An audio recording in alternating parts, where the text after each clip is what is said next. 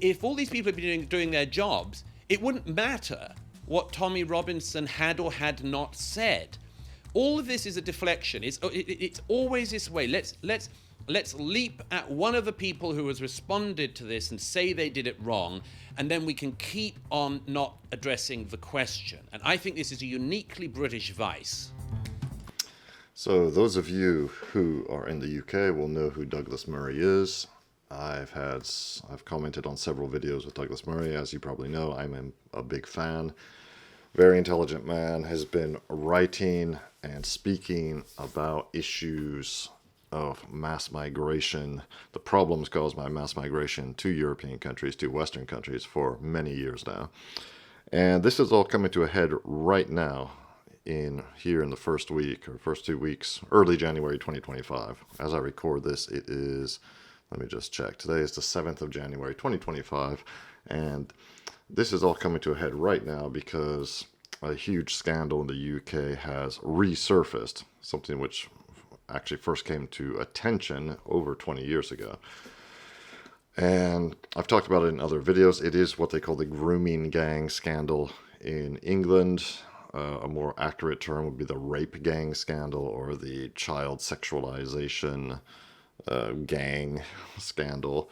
It's absolutely hideous and sickening, and it was a bunch of Pakistani men in the north of England who sexualized and prostituted and raped young white English girls. Like, we're talking 11, 12, 13-year-olds, things like that, for many, many years, and were completely unhindered by the police.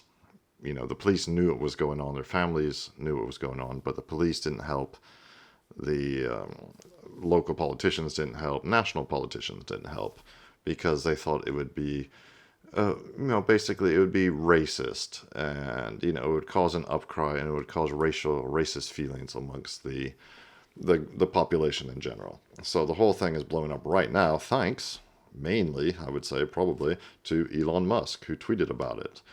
And as you're going to see in this video, Douglas Murray will be talking about Tommy Robinson. His name will be coming up a lot in video, in the news these days, and in the videos I comment on, because this is an ongoing issue and an important one. Even if it doesn't apply specifically to where you live, this kind of thing, this covering up of crimes by certain groups within a country, within a community, is going on in all Western countries. It's going on right now where I live in Belgium. I'm not saying the exact same kind of child sexualization scandal is going on, although, well, that'll be for another video. But certainly crimes committed primarily by certain groups, that is absolutely being hidden from view, being downplayed by the mainstream media and by politicians. So the principle applies all over Western Europe and in the Anglosphere, where mass migration has caused terrible, terrible problems. Let's get into it. Douglas Murray, I would like to ask you about this story. I noticed that you've actually been tweeting about it yourself. Why does it take Americans to put the spotlight on this story? Well, first of all, I'm not entirely sure that it has taken. It's certainly taken some Americans to blow the story up to an international story, really, in a way that it hasn't very often. The rape gangs story has been bubbling away in Britain now for a quarter of a century. It's almost 25 years since various people, in particular in towns in the north of England, places like Rotherham, Rochdale, parents of girls started saying that their girls were being groomed by men whom were soon after euphemistically described as Asians whenever they were described in the British press. But it wasn't just white working class people who it seems somehow very easy to... By the way, for the non-Brits in the audience, typically in the UK, when somebody uses the word Asian, they mean somebody from the Indian subcontinent. So an Indian, a Pakistani.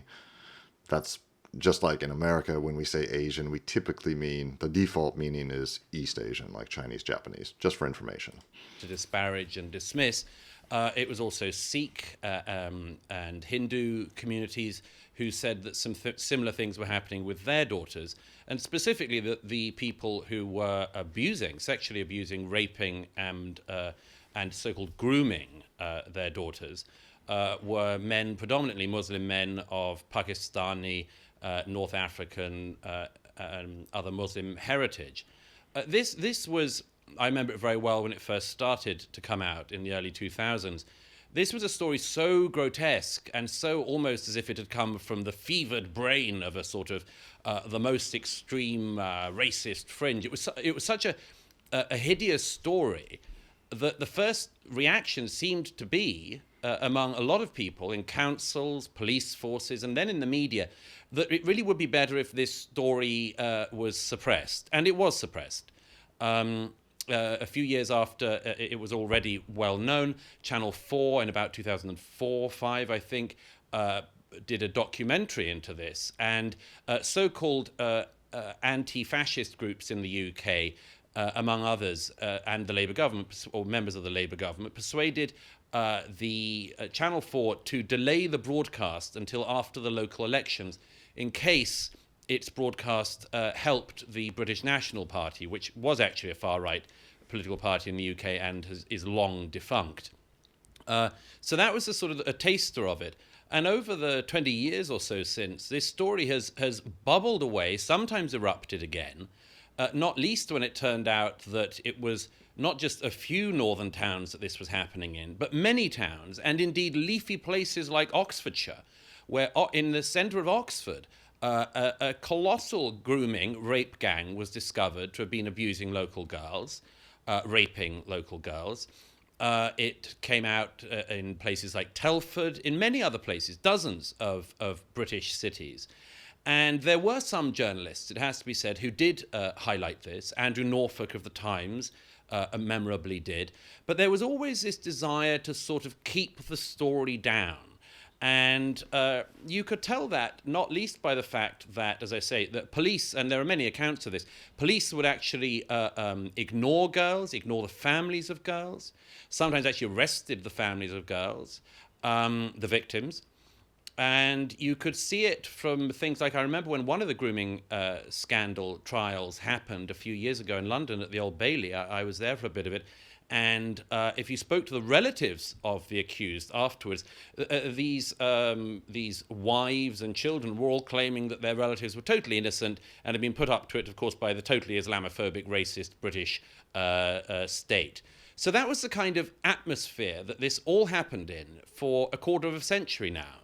Well, another figure who was very involved in talking about it and trying to raise it as a story was, of course, Tommy Robinson, who is now being cited, his videos being tweeted and so on by people like Elon Musk again. I'm sorry to bang on about Elon Musk, but he is a bit of a one-man media universe at the moment. And his role is now causing political tensions. Bloomberg have just published a story that senior political figures, we don't know who exactly, are raising the alarm with Team Trump, about how toxic a figure Tommy Robinson is, and that perhaps people even within the Reform Party, who, again, Team Trump seems to be close to, are concerned that promoting Tommy Robinson is not in their best interests. What do you make of that? Well, I'll tell you what I make of it. First of all, I mean, it has been the tendency of our country of birth, Great Britain, to always try to deflect attention from this scandal, and in fact, to pour opprobrium on anyone who actually exposed this scandal. I think, for instance, you mentioned I waded into it a little. I didn't particularly. I reposted today 4 pages of a book I wrote 10 years ago that came out in 2017 called The Strange Death of Europe. And in 4 pages of that book, near the beginning, I wrote about this scandal as emblematic of the way in which Britain, European countries, and the West as a whole were utterly incapable of dealing with any of the downsides of mass immigration and failed integration. And in that, I mentioned the heroic Who could imagine? Who could imagine that there would be any downsides to mass migration, mass immigration, whether legal or illegal? Yeah, just who could imagine that there would be something that wouldn't work out right? That letting in people from masses of people from wildly different cultures, non-European cultures and countries, who have a wildly different approach to everything, different heritage, different ethnicity, different approach to life, just different culture. Obviously it's going to cause problems, and obviously there's going to be a criminal element to them too, and obviously there's going to be racial tensions when they take over places that have been lived in by native populations for hundreds of years. And then the native populations are told to just get on with it, just live with it, just deal with it. Yes, we've upended your entire heritage, we've destroyed your local culture, but you're just going to have to deal with it. Otherwise, you're a bigot, a racist. Oh, and if you point out the sickening crimes committed by these people who don't belong here, well, then we're going to put you in jail, or we're going to ignore you, or we're going to let your children be abused and raped and etc. And we're going to call you a bigot in the process. And don't post about it on Facebook, because if you're in the UK, a policeman will come visit you if you say something mean on Facebook about it. Yes, this does happen. So the whole thing is just absolutely sickening, absolutely outraging, if that's a word. It is outrageous. It's enraging. That's the word I'm looking for. Let's listen to a bit more of Douglas Murray before we sign off. Former Labour MP Anne Cryer, who was a constituency Labour MP for one of the areas where parents had come to her saying what had happened to their daughters. I mean, a story so lurid and appalling that we probably couldn't actually get into the details here. And Anne Cryer, after identifying that in about 2009 and trying to raise the alarm, was not only smeared as an Islamophobe, this is a lifelong left-wing working-class Labour MP, was not only smeared as an Islamophobe and a racist, but required police protection for a period. So this attempt to shoot the messenger, almost literally, was something that has been a consistent aspect of this story. And when I see people now talking about this story and trying to get onto the Tommy Robinson part of it, I can't help thinking it's yet another deflection. Tommy Robinson is a man from a working class background in Luton. There are many things to be said in favor of him and what he's done. There's many things to be said criticizing some of his tactics and some of his words and much more. But essentially, he is one of a quite large number, actually, not to be underestimated, a large number of working class people in this country who saw this happen to relatives of theirs, who had girls in their families who were drugged and raped by Muslim gangs. And when they went to the police, they didn't get any help. When they went to the council, they didn't get any help. When they went to their MPs, generally they didn't get any help. If they organised a protest movement, so-called anti-fascist groups would immediately say, far right, because, of course, if you're working class in our country and you don't like the mass rape of young white girls, you're, of course, necessarily must be a Nazi. There we go. That's what's been going on for the better part of 25 years, as Douglas Murray says. And as I said earlier, yes, this exact sort of problem may not exist in your Western European country or your Anglosphere country, but problems like this occur, and that the problem of criminal elements amongst immigrant communities not being, their crimes being covered up or not addressed properly or just ignored by the media and the police, that sort of thing absolutely goes on. Goes on, as I said, it goes on where I live, goes on in the US, goes on in the UK, obviously, goes on in Australia. If you start doing some research into this, you will find ample evidence about it. It's absolutely sickening. But this, whatever you want to say about Elon Musk, and he's with his tweet storm over Christmas and now into the new year, he's causing all sorts of chaos everywhere. But when he does the right thing, and he has done the right thing, in my opinion, by amplifying Tommy Robinson, who is now in jail, by the way, for contempt of court, but he has been amplifying him, and that's a good thing. Elon Musk has enormous, vast reach, and it's making a lot of people aware of this, certainly a lot of people in America especially, or a lot of people outside the UK aware of what has been going on. And of course, it's shedding light on this huge failing by politicians and media in the UK. And of course, the UK establishment don't like that. And they're accusing Elon Musk of interfering in their politics. Yeah, he is. Well, whatever. He's commenting on it. You call that interference, that's fine. But he's shedding light on it. And that's what the cockroaches don't like. That's what the swamp creatures don't like. They do not like light being shed on their hideous shenanigans. So, like I said, there's been plenty of scandals in my country, Belgium, my adopted country. I've lived here since 1990, and maybe someday I'll do a video on a somewhat equally horrific scandal that emerged here in the 90s. If you look up Belgium's Marc Dutroux scandal, you'll find it absolutely sickening. So yeah, let me know what you think. I'm glad, as horrible as this is, it needs to be talked about. It needs to be hashed out, and a government inquiry is not going to do the trick. No, there needs to be a lot more done than that, and these issues need to be dealt with. And I would say, from my vantage point, that the Labour and the Conservatives, Labour Party and the Tories in the UK, neither of those parties is capable of dealing with this. They have both failed. They are both utterly useless political parties. The Conservatives, Labour, Nigel Farage is now is trying to get traction for his Reform UK party.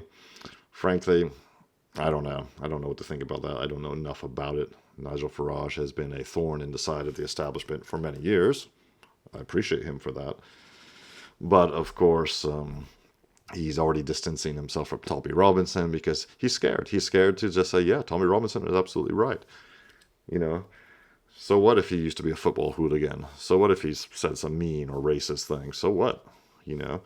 What's more important, protecting your own people or not saying mean things? Not being offensive. So that's where these traditional politicians just fall down. They all fall down. And I lump Trump in that category. He wasn't a traditional politician in 2016, but in my view, he's become one now. And, we'll see. We'll just see. What he says, what politicians say, of course, is one thing. What they actually do is another. So we will see. But this is an ongoing story. I'm sure I will be doing more videos about it. If you have something to say about it, please let me know in the comments. I've been reading all your comments and been replying to quite a few. And there have been quite a few, especially about this case. And I'll just make it known. Some of you got the mistaken idea that I was against Tommy Robinson. That's not at all the case. I'm very much in favor of him, and I salute the work he has done and the sacrifice he has made over the many years that he's been talking about this issue, and that he's been an activist on behalf of the people of England, the English people. So I will leave you there. Thank you very much for watching this. Like and subscribe, and I will see you in the next one.